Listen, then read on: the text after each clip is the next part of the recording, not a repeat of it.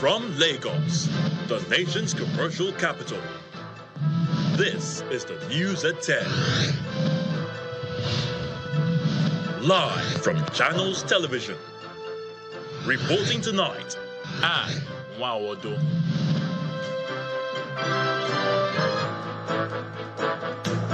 Hello and welcome. Tonight, manufacturers groan about unfavorable government policies as Vice President Kashim Shettima assures them of President Bola Tinubu's commitment to address the bottlenecks in the manufacturing industry in Nigeria. The Group Chief Executive Officer of the Nigeria National Petroleum Company Limited, Mele Kyari, criticizes key figures he says are obstructing the oil and gas sector's procurement process.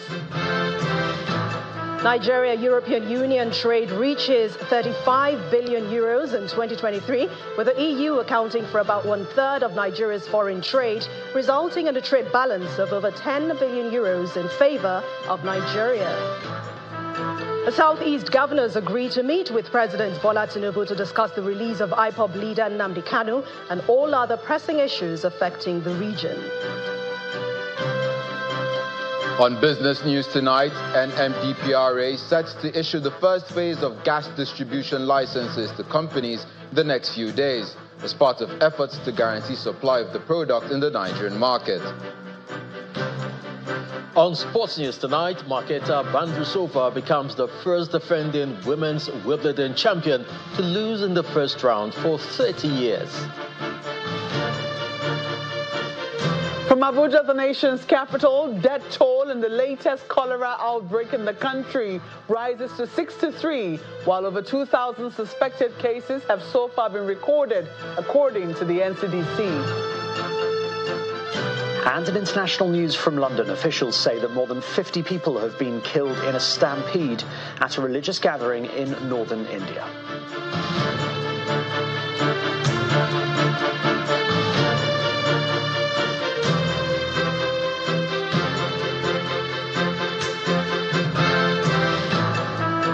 Vice President Kashim Shettima has reaffirmed the commitment of the administration of President Bola Tinubu to addressing the bottlenecks in the manufacturing industry right here in Nigeria. The Vice President stated this when he represented the President at the Nigeria Manufacturers Summit in the nation's capital, Abuja. He, however, charged the Manufacturers Association of Nigeria to ensure adherence to standards.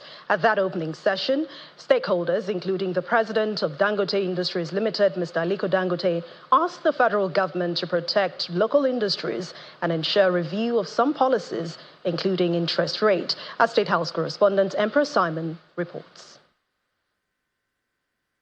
Manufacturers from across Nigeria gather at the banquet hall of the State House, Abuja, for a 3-day summit which has Vice President Kashim Shettima in attendance. The manufacturing sector in Nigeria is challenged. A review of the performance of the sector by the Manufacturers Association of Nigeria shows that capacity utilization in the sector in the first half of 2023 year-on-year declined to 56.5% from 57.9% recorded in the corresponding half of 2022. According to the report, employment generation in the manufacturing sector also declined to 6,428 in the first half of 2023 from 9,559 in the first half of 2022, indicating a 32.8% reduction in jobs generated by the sector.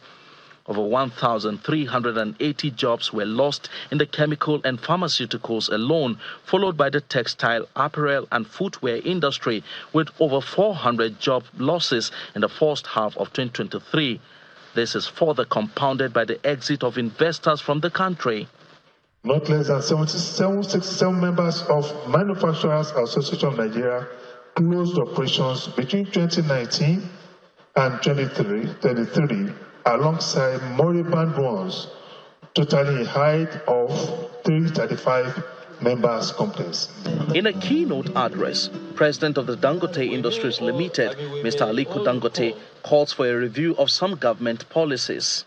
We must rethink our industrialization policy. We must look to leading countries in the West and the East who are actively protecting their domestic industries. We must similarly enact policies to protect our domestic industries and nurture them into homegrown champions that will create jobs and prosperity we desperately need. Alongside the former Minister of Finance, Mr. Olusegun Aganga, Mr. Dangote suggests solutions including the issue of interest rate by the central bank. If interest rate is 30%, there won't be any job creation because we are actually stifling growth.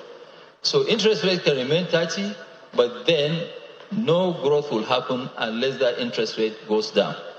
Industrial development is not by accident. It is not by luck.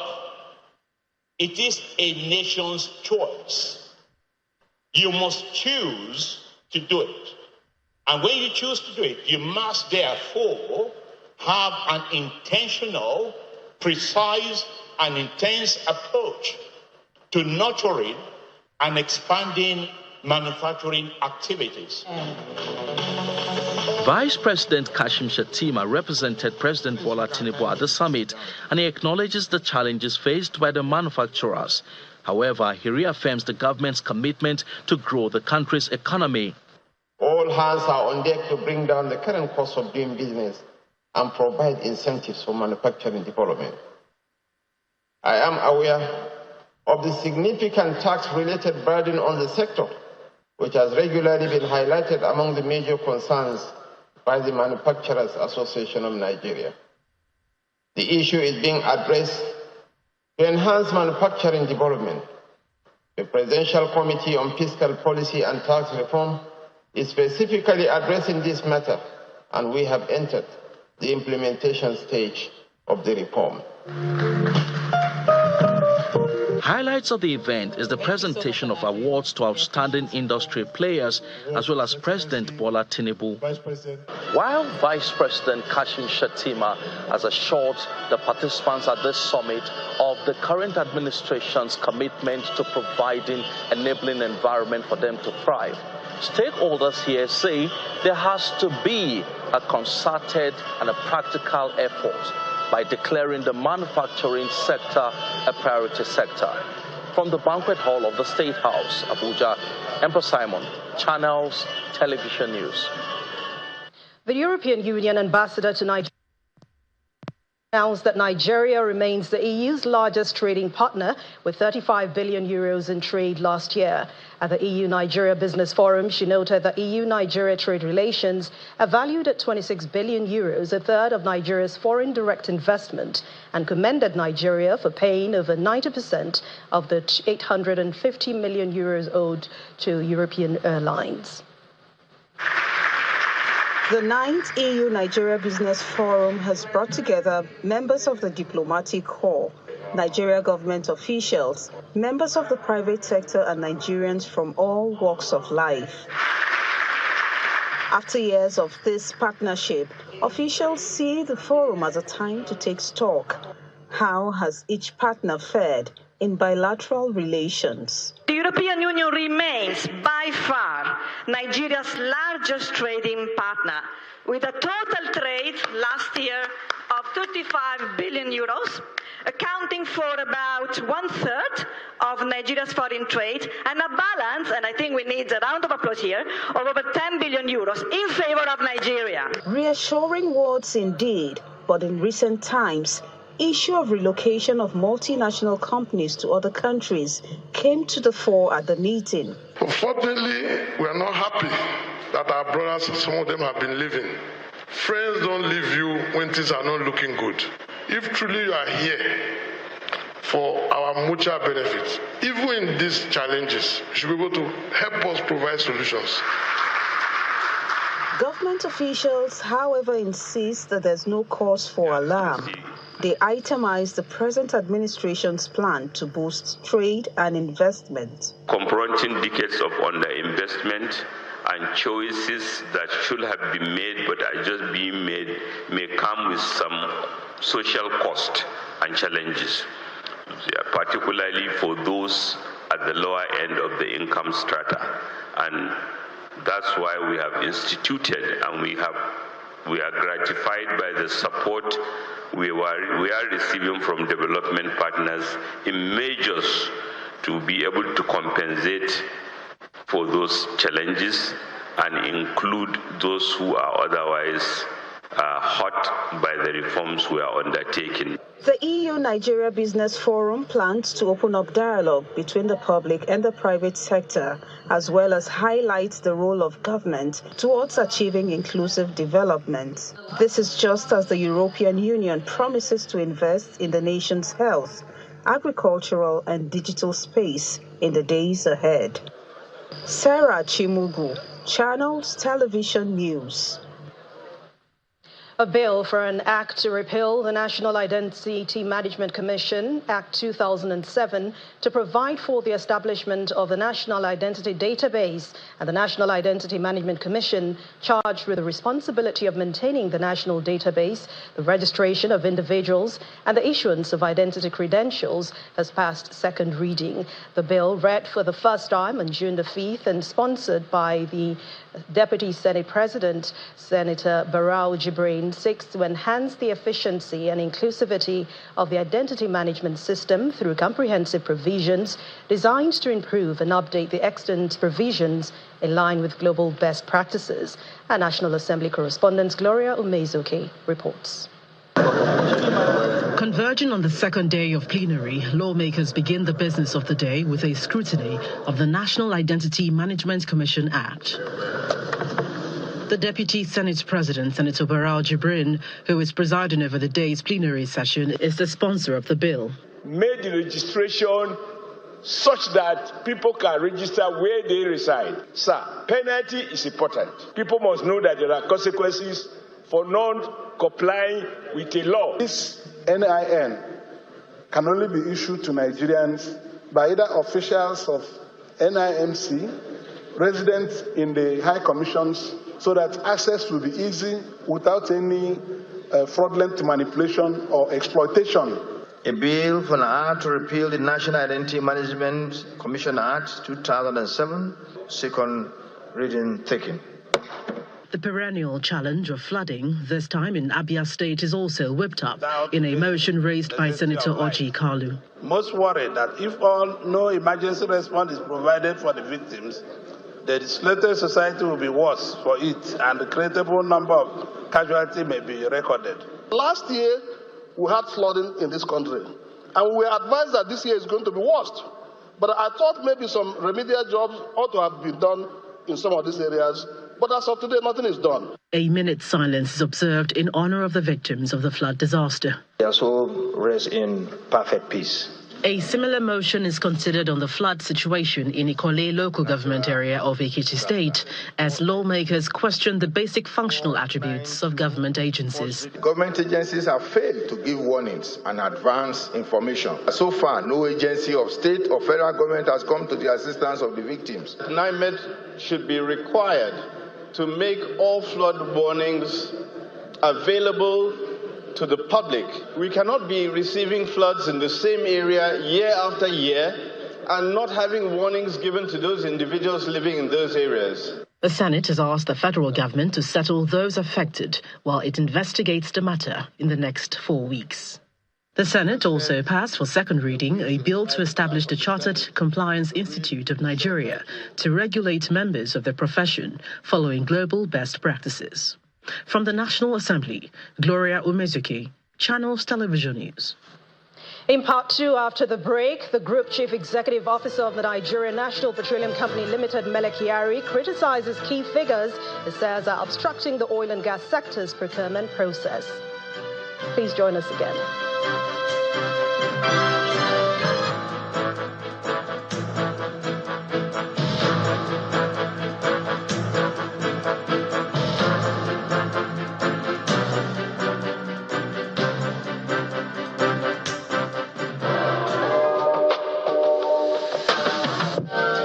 Yes, you can. And you can do it now with Taj Bank. Open an account with as little as 500 naira and earn profits with the Mudaraba savings account with Taj Bank. Enjoy zero account maintenance, withdraw as many times as possible, and still get profits. Offer is open to both new and existing customers.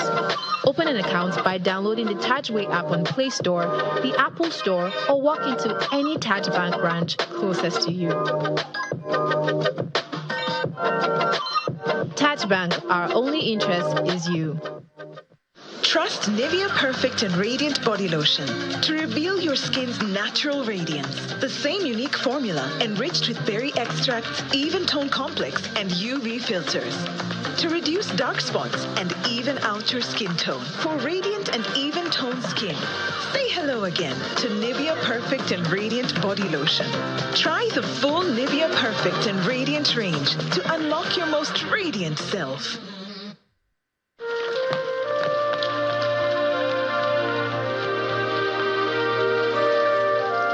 We all want a good life.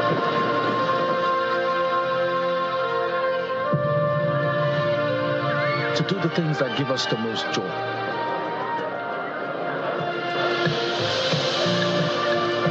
To reach for the things we want and get them. To move our feet and go where our hearts take us. To become who we've always thought we were.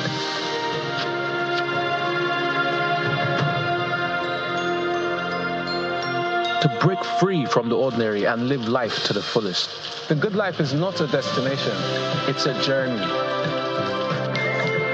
Verve, Africa's premier payment card, is the passport that keeps you moving from good life to good life.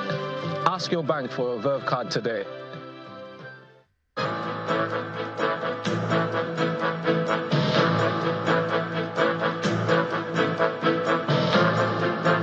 Welcome back. If you've just joined us, you're watching the news at 10 live from Channels Television in Lagos. A reminder of our main stories. Manufacturers groan about unfavorable government policies as Vice President Kashim Shettima assures them of President Bola Tinubu's commitment to address the bottlenecks in the manufacturing industry in Nigeria.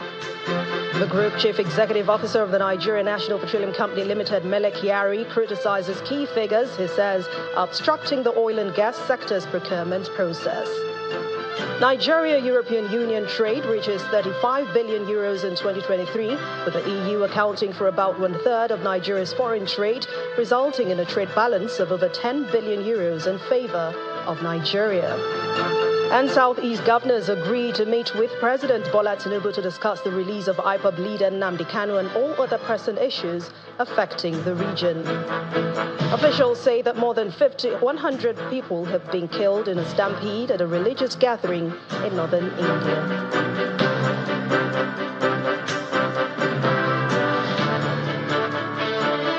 Southeast governors have agreed to meet with President Bola Tinubu to discuss all pressing issues in the region, ranging from security to the economy. According to the forum chairman and governor of Imo State, Hope Uzodinma, who read out that communique, part of the issues to be discussed with the president is how to secure the release of the leader of the indigenous people of Biafra, Mr. Nnamdi Kanu.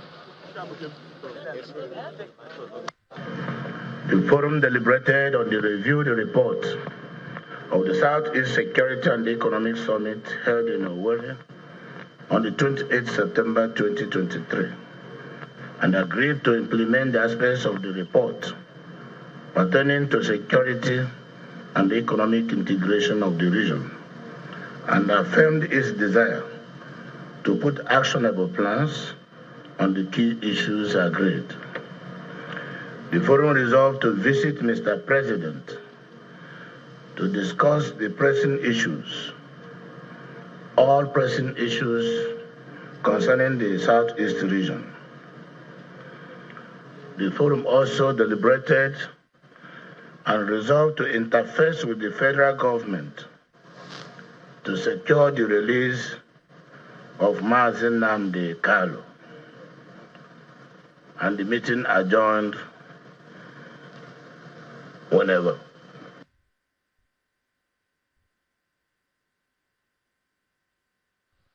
The House of Representatives has condemned last week's suicide attack in Borno State, which claimed over 30 lives. This decision followed a motion by Honorable Ahmed Jaha highlighting the ongoing terrorism threats there. The report also reported that 180 people were critically injured and are now receiving treatment. Our National Assembly correspondent Terry Ikumi reports on these and more. Mr. Speaker, it's the commencement of the second session of the 10th National Assembly. Celebrate our achievement. The Deputy Speaker presides and presents an address on behalf of the Speaker, detailing the journey of the 10th House so far. Most distinguished colleagues, the House introduced 1,351 bills, the highest number in any first section since 1999.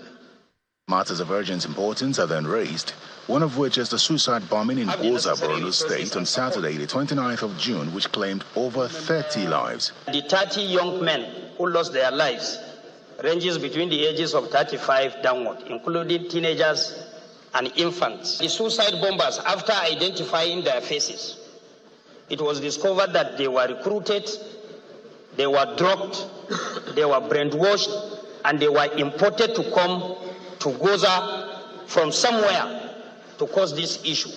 They came in uniform, what is normally called in the northern part of Nigeria Anko. In their contributions, lawmakers prefer what they believe to be solutions. We can call on the president to sack all security political appointees. All political is 10 months. All of them have been in office for 10 months. Even if you are given a job, you have a probation of 10 months. If you're not living up to expectation, you don't get your confinement after 1 year. These young people that are unemployed can find solace and hope in being in one state, in a state police, a local government police arrangement. The issue of state police, sir, I will tell you for free, I will not work for it. You know what the governors are doing, how they are cajoling, how they are manipulating the states. They are complaining they cannot pay 60,000 naira now for minimum wage. You want to go and add another branch of problem to them, and at the end of the day, you will arm them, and then they will have more sophisticated armed robbers in the country. The matter is referred to the Committee on National Security and Intelligence for further investigation. Alleged mismanagement of another matter that received the attention of Parliament is the alleged mismanagement of funds allocated for improved agriculture across the country. Cognizance of the need to investigate government agricultural interventions and funding allocated to departments, agencies, schemes and programs outside the Federal Ministry of Agriculture and Food Security to ensure transparency, accountability and effective resource utilization. The House also considered a motion urging the federal government to pay as much attention to the flooded sections of the East-West Road as it does to the coastal road. The federal government has prioritized the coastal road over the crucial East-West Road, which is very vital for the economic survival of our dear country. The House resolved urged the Federal Ministry of Works to immediately revoke or terminate the contract for the construction of the flooded East-West Road and award same to a company with expertise and capacity. The attention of the House was also drawn to the outbreak of cholera in the country by the minority leader, as the House resolved to urge the federal and state governments to urgently put measures in place to curb the spread of the disease. Terry Ikumi, Channels Television News. The Group Chief Executive Officer of the Nigeria National Petroleum Company Limited, Mr. Mele Kyari, has criticized key figures, he says, are obstructing the oil and gas sector's procurement process. Speaking at the Nigeria Oil and Gas Energy Week, he warned the cumbersome process deters investors and called for the removal of such individuals from the system. Our correspondent, Dele Omoyeni, reports. The 2024 Nigeria Oil and Gas Energy Week, with the theme Showcasing Opportunities, Driving Investment, Meeting Energy Demands, officially opened in the nation's capital, with the major players and regulators coming together to interact. The Group Chief Executive Officer of the NNPC Limited, Mr. Mele Kyari, has a word for what he calls principalities in the procurement process of the energy sector. Of course, procurement, everybody says there are delays in procurement. Yes, there are delays because, and now I like to talk frontally, all of us, in the producing company have converted procurement into the business. It's not just NNPC, every one of us within our companies, and I've spoken this openly to all our partners. Now, within your companies, you have principalities. Let me call it this way.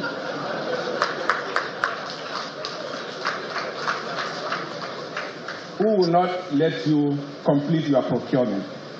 Who will add costs to your costs? And now, what Mr. President has done is taking out all the principalities. If you do, it's your choice. And for us as a company, we are moving to another level. And very soon, I don't want to discuss this, but we are going to cap the cost of production. The Minister of State for Petroleum Resources, Oil, Mr. Heineken Lukubiri, who declared the conference open, urged all stakeholders to come together in a bid to increase oil and gas production for needed government revenue. IPPG also has an obligation. We also have a duty to share in the next few days what is their plan to increase production. If they have about 28 IPPG members, if each of them produce 5,000 barrels today, and they increase it to 10,000 barrels, if they make a little more investment, we will have opportunity to increase our production, meet our domestic demand, and also get more revenue. As the 23rd Nigerian Oil and Gas Energy Week begins, stakeholders are adamant that the contracting process, which is always cumbersome, must go to ensure that investments can flow easily into the sector. Also, the GCE of the NNPC says there are principalities in the procuring process, which he says must go to ensure that Nigeria achieves its full potentials in the energy sector. Daily Omoyeni, Channels Television News. A senior advocate of Nigeria, Mr. Olisa Agbakoba, has asked President Bola Tinubu to dismantle the entire oil and gas system to allow for greater efficiency. Mr. Agbakoba, who spoke at a media chat with journalists on Tuesday, also warned the federal government to act quickly to avoid a food riot because of the level of poverty in the country. While noting the enormous oil and gas resources and the huge revenue generated in that sector, the senior advocate of Nigeria identified some of the challenges, to include exclusion of Nigerians' participation in key value chains of exploration, shipping, drilling, and legal services, to weak enforcement of local content laws, tax avoidance by oil rig companies, and even hijacking by foreigners. He also called on the president to dismantle his large cabinet and appoint a substantive petroleum minister who will drive policies and implement stricter monitoring, transparency, and regular audits of the sector to increase revenue and create at least 500,000 to 1 million new jobs in that sector and relegated industries over the next decade.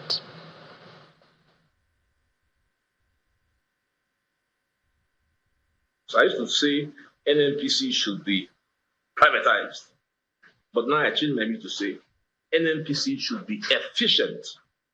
It doesn't matter whether it is private or it is public. But in that efficiency, it has to clearly define what Nigeria's interests are. Because I'm all about the poverty in the land. That's the connection I'm making. Poverty in the land is such that a food riot can occur anytime. Anytime. Because it's been pushed to a stage where a food riot doesn't happen because, we said to ourselves this morning, we're going to fight. It just happens because people just are too hungry.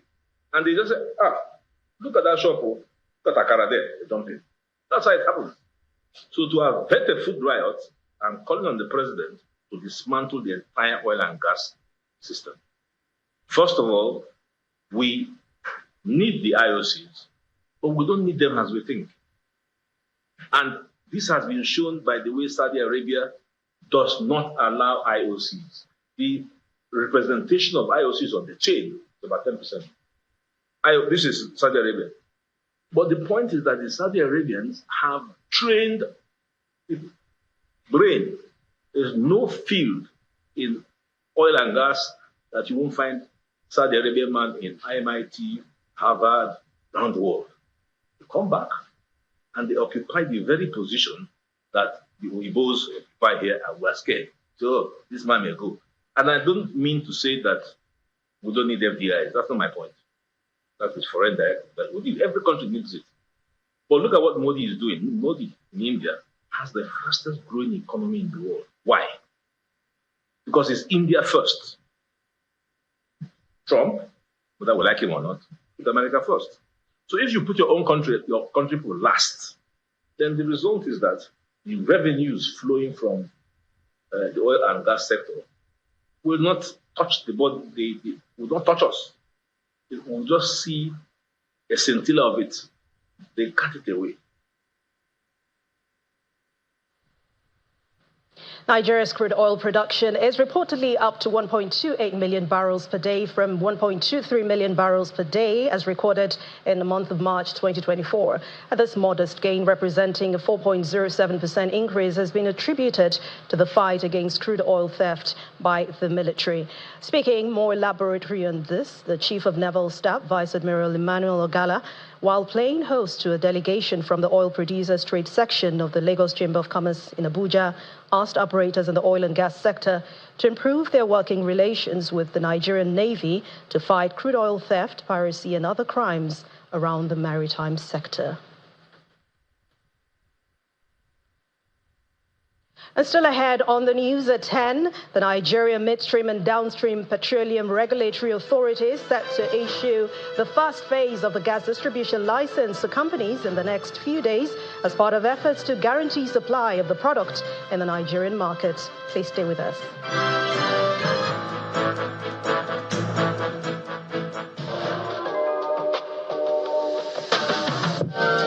Yes, you can. And you can do it now with Taj Bank. Open an account with as little as 500 Naira and earn profits with the Mudaraba savings account with Taj Bank. Enjoy zero account maintenance, withdraw as many times as possible, and still get profit. Offer is open to both new and existing customers. Open an account by downloading the Tajway app on Play Store, the Apple Store, or walk into any Taj Bank branch closest to you. Taj Bank, our only interest is you. The Duchess International Hospital caters to every aspect of the family's health needs. A one-stop shop for maternity and child health services, emergency medicine and critical care, medical and surgical subspecialties, dental and eye care, and a range of other subspecialties and services, all available at a single location right here in the heart of Ikeja. And it really doesn't matter if you're paying out of pocket using your HMO or private insurance. We focus completely on providing that world-class affordable healthcare for all the family at all times.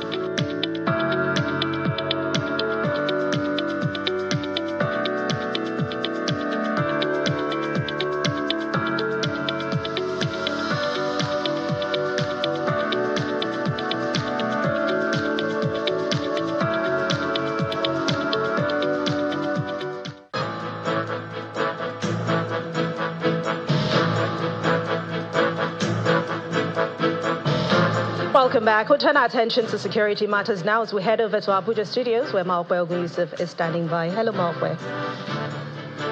Hello, and indeed we're starting off with human security as a lecturer with the Federal University Donsima in Katsina State has been killed and two of his children abducted in a fresh attack by bandits launched in the early hours of today.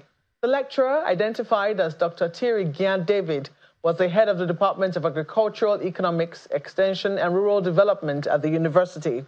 Eyewitnesses told Channels Television that the bandits invaded the community with sophisticated weapons, shooting sporadically to scare the residents. The police spokesman, ASP Abubakar Sadiq, also confirmed the incident to our correspondent, stating that the State Police Command will soon release a detailed statement regarding the killing. Donsima is among the 10 security frontline local government areas grappling with frequent bandit attacks. Back here in the FCT Emergency Management Department has confirmed that no life was lost in the building collapse which happened overnight in the Gariki area of Abuja. The building, which is a 4-story building, is an existing structure that was undergoing renovation. Eyewitness accounts say most of the construction workers had already closed for the day as at the time the building collapsed. The Acting Director General of the FCT Emergency Management Department, Mrs. Florence Wenegeme, blames the contractor for ignoring directives from the Abuja Development Control Authority to stop work. According to her, 3 persons were rescued from the scene with minor injuries.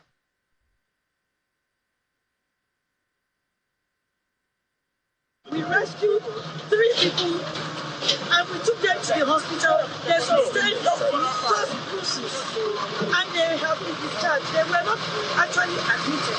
They went in here as outpatients because they were not badly injured. They only sustained minor bruises. There was no loss of life. Developers, both construction general companies and individual developers.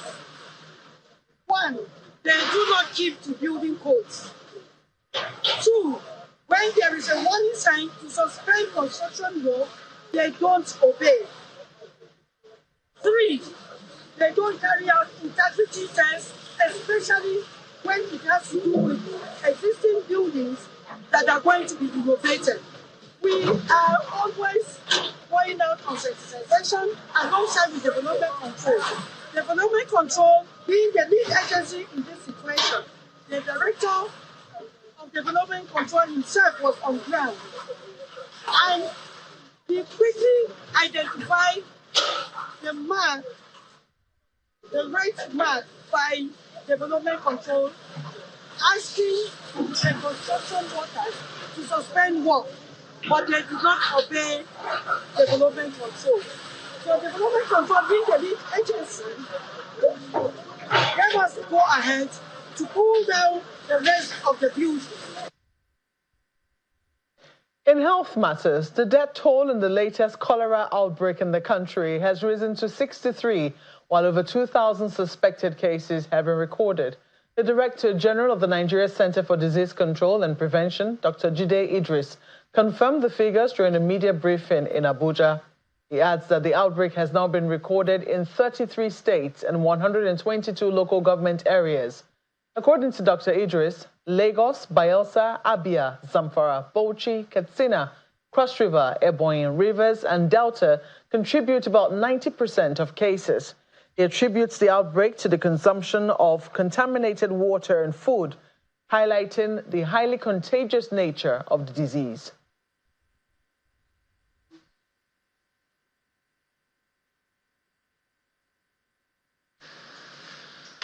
As of June 30th, we've recorded a total number of 2,102 suspected cases, 63 deaths, unfortunately, and across more states now 33 states, and 122 local government areas, with a case fatality rate of 3%. Of course, which is slightly less than 3.2% represented the last time. The Emergency Operations Center was activated last week to provide strategic coordination and to meet daily and provide periodic situation report to all our stakeholders. And this EOC is also to ensure effective mobilization, harmonization, and distribution of all resources to support the affected states.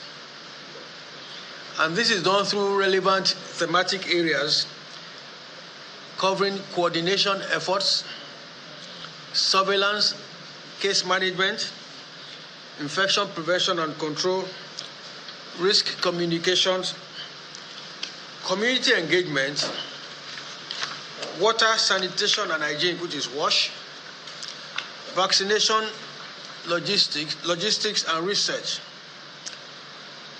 with an incident action plan, which is ready now for presentation to the minister and other partners. And that's all from our Abuja studios. It's back now to you, Anne. Thank you very much, Malwe. The President of the Senate, Godswill Akpabio, is appealing to Nigerians to support President Tinubu's administration towards transforming the nation for good.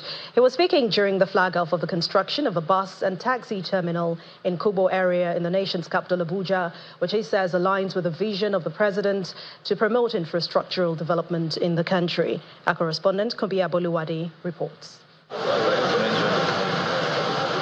It's day 2 of the flag-off of the construction of bus and taxi terminals in the Federal Capital Territory. Invited guests like the President of the Senate, federal lawmakers, government officials, top management staff of the FCTA, amongst others, are present. It is believed that the construction of these Kubo bus and taxi terminal along the Karunyaya area of the nation's capital will help reduce the pressure of using public transportation as well as eliminate insecurity. This bus terminal will impact largely on the public transportation of Abuja and will significantly reduce traffic congestion. This is important for the FCT, which has an estimated population of about 4 million people living in an area of about 7,620 square kilometers. The FCT Minister, Nyesom Wike, speaks on the operationability of the terminals. He also highlights the plans to improve public transportation in the FCT. In the next 12-13 months, there will be a change in the public transportation in the FCT. Here is not going to be what they call ordinary park. That National Union of Road people will come and say they are running the park. No, we are not going to do that. So if you are a taxi driver or union, don't come and union this one here. This is to be operated very well and for the interest of our people. The special guest of honor at the ceremony, the President of the Senate, speaks on the importance of infrastructure to national development.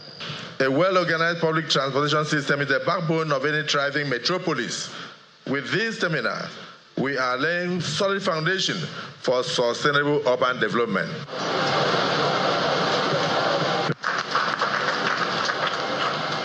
The event climaxes with the official flag-off of the project. Kumbi Aboluwade, Channels Television News.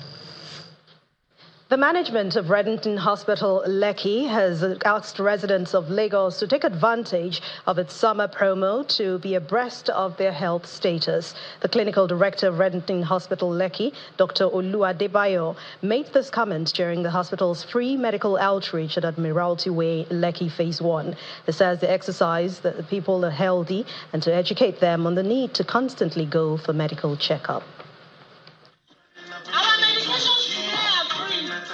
It's a free medical outreach being carried out by the first independent hospital in Nigeria, Reddington Hospital, Lekki, for residents of Lekki Phase 1. This is a free medical outreach. Those present for the exercise get the opportunity to know their health status without paying a dime to carry out abdominal pelvic scan, free consultation, free spirometry and ECG test, as well as blood pressure and blood sugar test.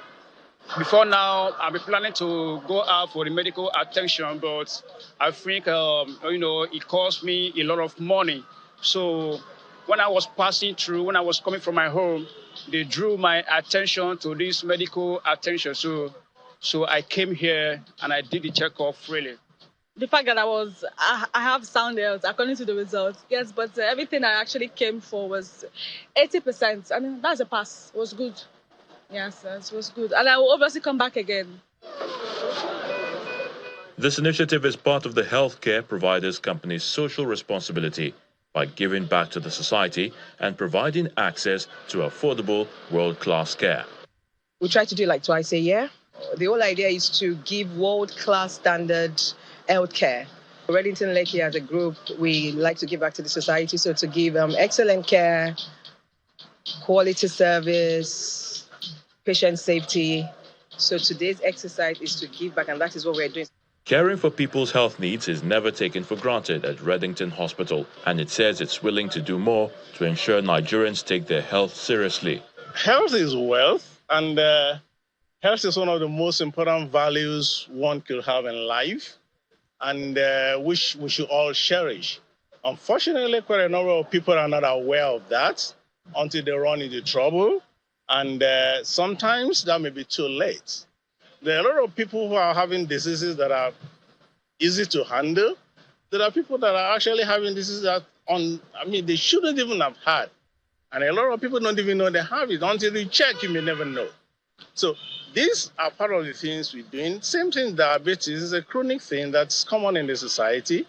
And if you don't check, you may not actually know. Reddington is a multi-specialist tertiary hospital that provides care in a wide range of areas, which include advanced cardiology, diabetes, endocrinology, neurology, gastroenterology, while it also offers services in general surgery.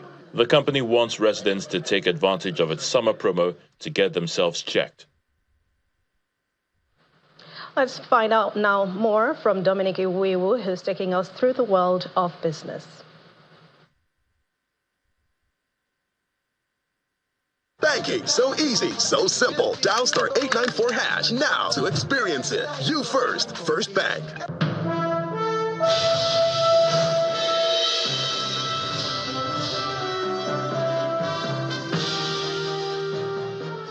Thank you, Anne. On business news, the Nigerian Midstream and Downstream Petroleum Regulatory Authority on Tuesday said it will be rolling out its first phase of gas distribution licenses in the next few days. The NMDPRA's Executive Director, Distribution Systems, Storage and Retailing Infrastructure, Mr. Ogbuagu Ukoha, made this known at the Nigerian Oil and Gas Energy Week 2024 in Abuja. He explained that the move aims to improve licensing processes and guarantee ample supply of gas in the Nigerian market.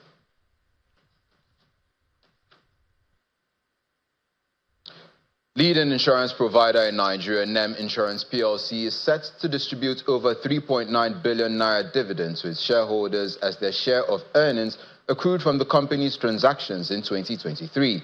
This followed the approval of the amount by shareholders at the 54th Annual General Meeting of the company in Lagos. The board also reported 140% increase in profit of 12.9 billion naira in 2023. And there are questions. Over 230 shareholders are in attendance as NEM Insurance PLC convenes its 54th Annual General Meeting to deliberate the company's report and financial statements for the 2023 operational year.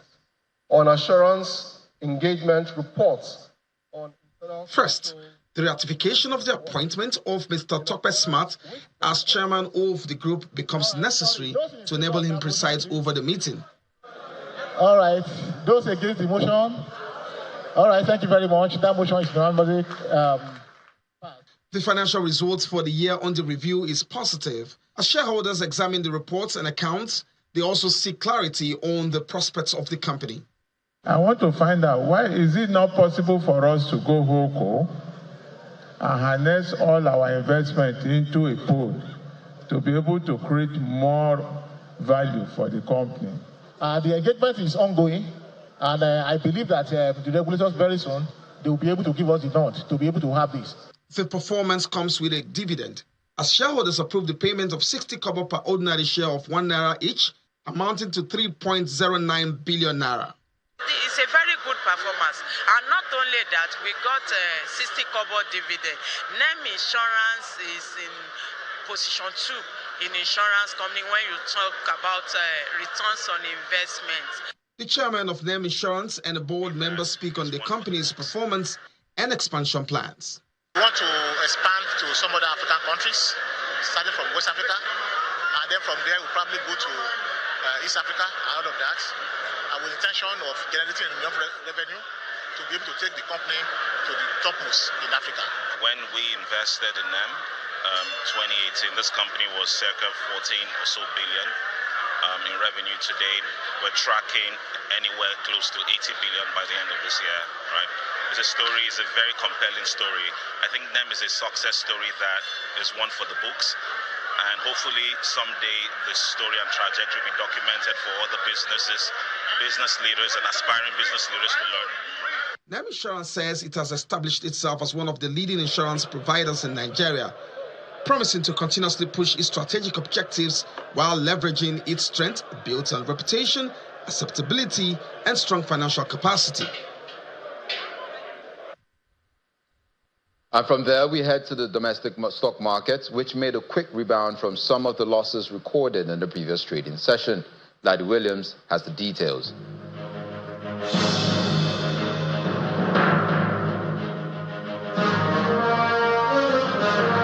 Hello and welcome to the Stock Market Report. Well, the second trading day of July, and the local bourse recouped the loss from yesterday with 1 point added. So we see 5 basis points rise today, 100,000 for the all-share index. Is by 67 points higher.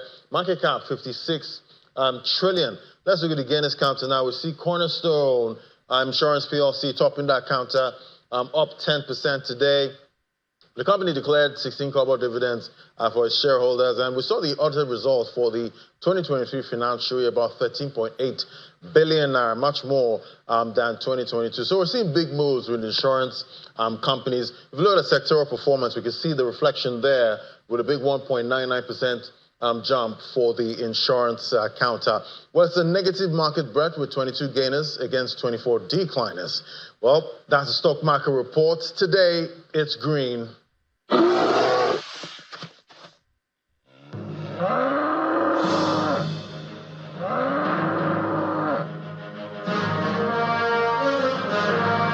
It's a mixed close for major global stock markets, but in the U.S., the S&P 500 closes above 5,500 points for the first time as Powell highlights inflation progresses. Here's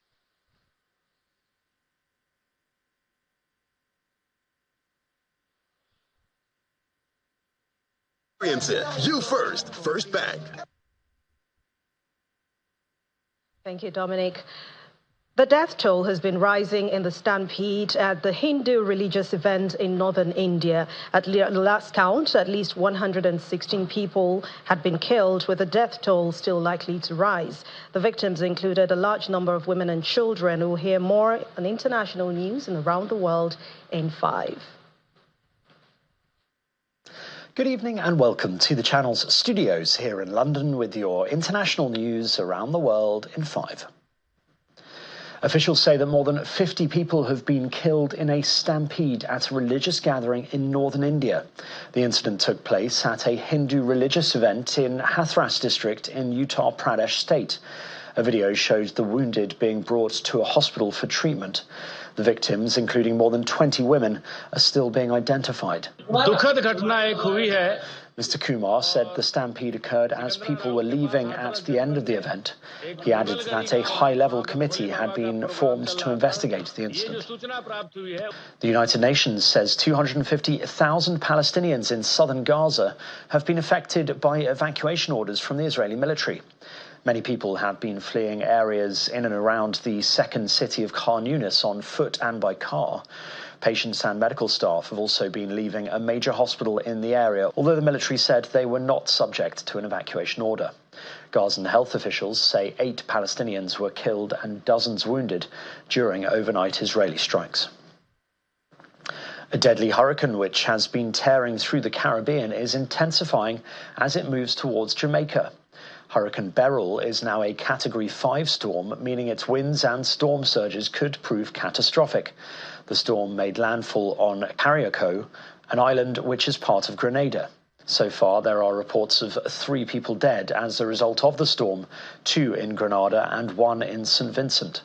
The U.S. National Hurricane Center said Carriacou had taken a direct hit from Hurricane Beryl's extremely dangerous eye wall, a ring of thunderstorms which produces heavy rain and particularly strong winds.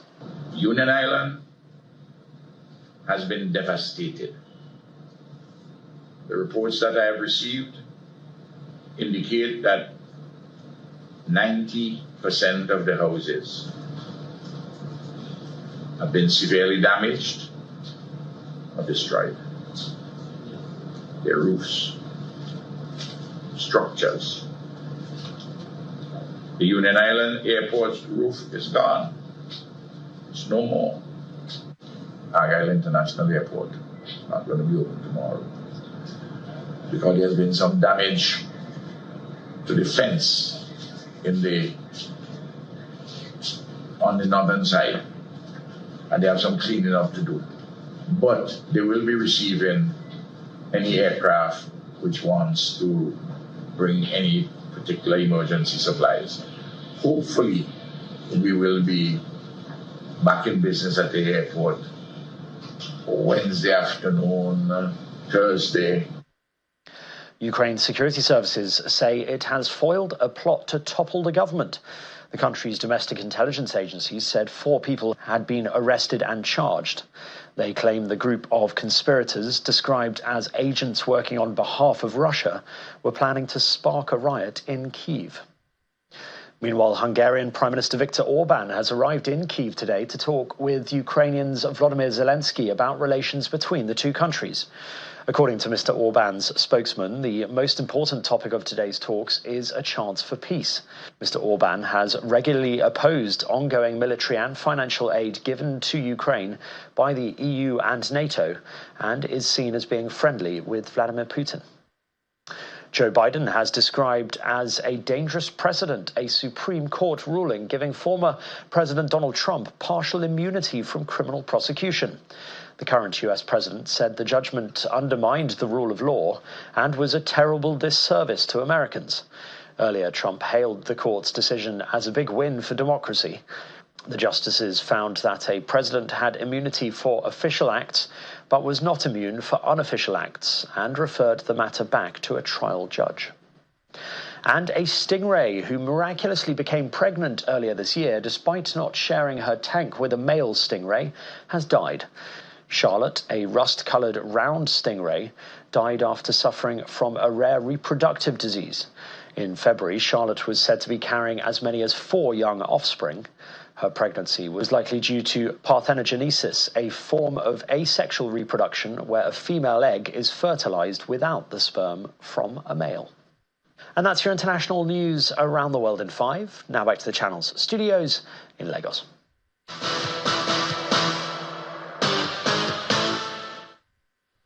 Thank you, Simon. Welcome to Sports News. The Netherlands swept into their first European Championship quarterfinal since 2008 as Daniel Malin scored twice in a 3-0 win over Romania in the last 16 earlier today. Cody Gakpo gave the Dutch an early lead, but they were unable to convert pressure into a crucial second goal until the Liverpool forward set up Malin with 7 minutes remaining in Munich. Romania were gritty but outclassed, lacking the quality to punish their opponent profligacy before Malin added a second on the counter in stoppage time. A double by Mary Demira inspired Turkey to a 2-1 win over Austria in their Euro 2024 last 16 match and a place in the quarterfinals. Austria pressed hard for the equalizer after Malcolm Gregoric pulled a goal back just after the hour, and it took a stunning save by Turkey goalkeeper in at the time to ensure they secured the win. In tennis, Marketa Vondrousova becomes the first defending women's Wimbledon champion to lose in the first round for 30 years earlier today. It was a painful day for Czech 6th seed Vondrousova as she went down 6-4, 6-2 to Spain's uneraded Jessica Manero in 66 minutes. She is only the second defending champion to lose in the first round at the All England Club in the Open era.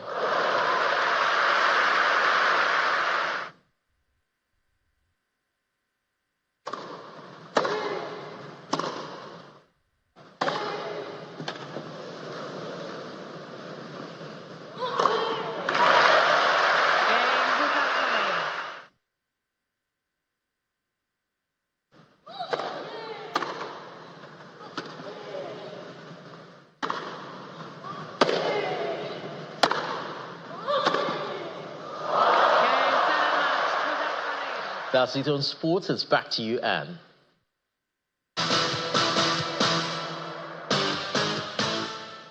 Thank you, Chris. And the main news again.